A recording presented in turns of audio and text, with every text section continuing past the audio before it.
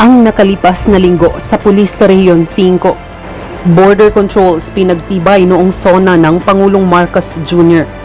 At sa pananalasa ng Bagyong Karina, dagsa din ang kapulisan sa komunidad para sa anumang klase ng tulong para sa lahat ng ating Bicolano at Bicolana. Samantala, pinagtitibay na rin ang seguridad sa buong rehiyon kaugnay ng pagbabalik eskwela 2024, pati na rin ng seguridad sa ginanap na National Prisaa 2024 sa Bicol.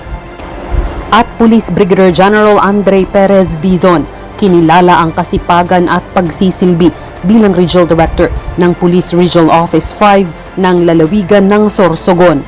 Narito ang ika-32 linggo ng Weekline. Noong linggo, ika-21 ng Hulyo, tinutukan ni Police Brigadier General Dizon ang magsagawa ng security coverage and police assistance sa ginanap na Grand Parade and Opening Ceremonies ng National Private Schools Athletic Association Games 2024 sa Bicol University Sports Complex, Legazpi City, Albay. Nakamonitor din siya sa mga ginagawang checkpoints sa buong Kabikulan sa pamamagitan ng chain of command ng Pro 5 upang masigurong mahigpit ang ginagawang border controls ng ating kapulisan kaugnay ng gaganaping SONA sa susunod na araw. At pagkatapos ay nagsagawa din ito ng motorcycle patrol kasama ng ating mga kasurugkaps motorcycle patrollers. Samantala noong Lunes, ika-22 ng Hulyo, punong-puno ng kaganapan para sa ating Game Changer General. Sinimulan ng traditional Monday flag racing and awarding ceremony sa Pro 5 Grandstand ng Regional Headquarters. Pinaunlakan din ni Police Brigadier General Dizon ang isang media interview ng ating batikang broadcaster na si Mr. Angie De Chavez ng Wow Smile Radio sa tanggapan ng ating Game Changer General. Binigyan din ng oras ang courtesy call ni Police Captain Brian Kerwin G. Aceron at Police Captain Clem R. A. Reniva ng Regional Legal Office 5 sa tanggapan pa rin ng ating Regional Director. Pinagtuon ng pansin din ni Police Brigadier General Dizon ang naging staff conference kasama si Police Colonel Alvin R. Consolacion, ang ating Chief Regional Staff, kung saan pinag-usapan dito ang mas strikto at maayos na pagpapatupad ng mga direktiba mula sa National Headquarters at para sa patuloy na laban para sa ligtas na komunidad. Hindi naman pinalampas ang pagbibigay oras at pakikibahagi sa naging live coverage ng Third State of the Nation Address ni Pangulong Ferdinand R. Marcos Jr. kasama ng iba pang mga opisyal ng lokal na pamunuan ng pulisya sa Rehiyon 5. Gayon din ang aktibong pagnomonitor sa mga kalagayan ng lahat ng border controls ng Bicol Region. Nagtapos ang araw ng ating butihing Regional Director sa pamamagitan ng isang mainit na pagtanggap sa pagbisita ni Retired Police Major General Cedric Gayona Train, kasalukuyang Vice Chairperson of Philippine National Police Academy Alumni Association Incorporated. Gayon din kay Ms. Karen Rose O. Belen, ang General Manager ng Kampilan Multipurpose Cooperative para sa mga usaping welfare sa ating kapulisan sa Rehiyon 5.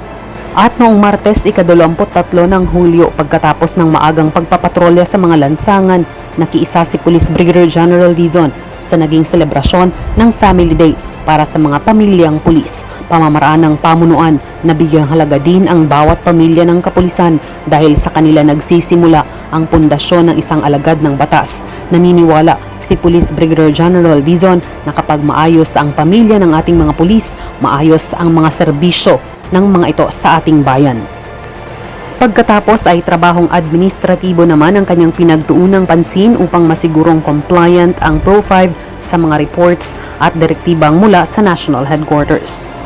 Miyerkules, ika-24 ng Hulyo, naghandog ng isang foyer honors ang pamunuan ng Pulis sa Rehiyon 5 sa pagdating ni Police Brigadier General Arcadio L. Ronquillo Jr., ang officer in charge ng Area Police Command Southern Luzon sa Camp Brigadier General Simeon A. Ola, Legazpi City, Albay.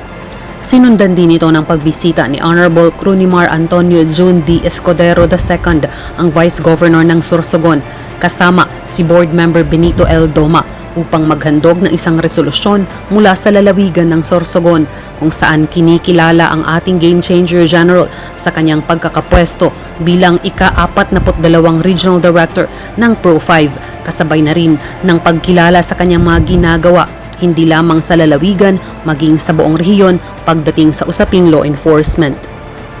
Panauhin din sa araw na ito ni Police Brigadier General Dizon si retired Police Brigadier General Rowade P. Tumbaga, dating Executive Officer ng Area Police Command Visayas. Ito'y kaugnay pa rin ng patuloy na pakikipag-ugnayan ng ating Game Changer General sa mga retiradong opisyal ng PNP.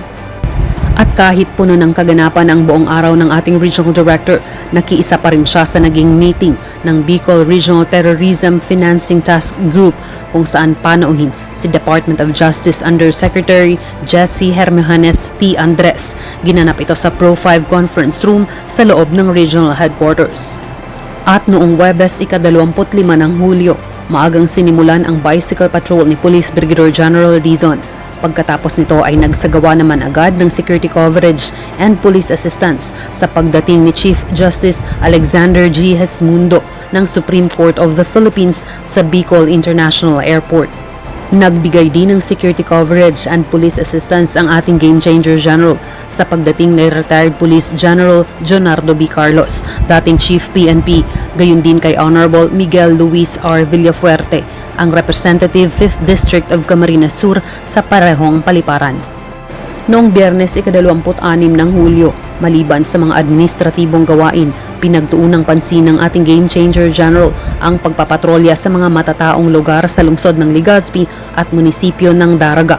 Nagsimula na ang Brigada Eskwela, sabayan pa ng pagtatapos ng National PRISA 2024, kaya naman todo suporta ang pamunuan ng Pulis sa Rehiyon 5 sa ating mga eskwelahan para sa mga ito.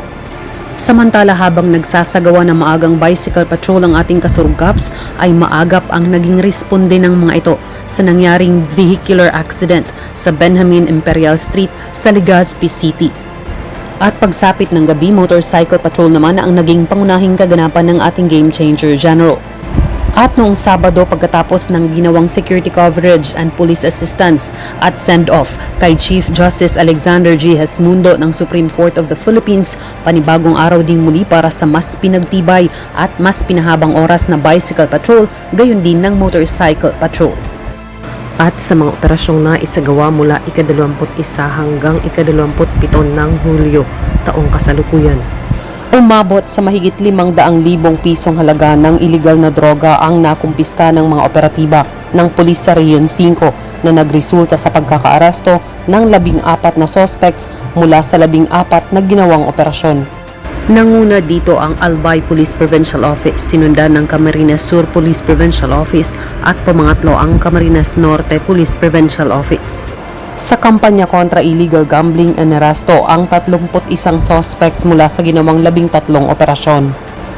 May 21 operasyong naisagawa naman sa kampanya kontra loose firearms kung saan 10 ang inaresto.